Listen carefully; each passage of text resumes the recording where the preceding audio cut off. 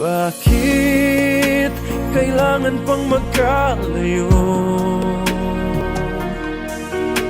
Ngayon'y nalulungkot ka ring puso.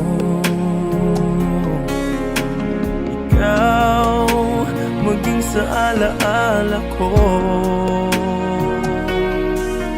Nasaan ka na? Sana'y marinig ang damdamin ko. Sana ikaw ay narito, kapiling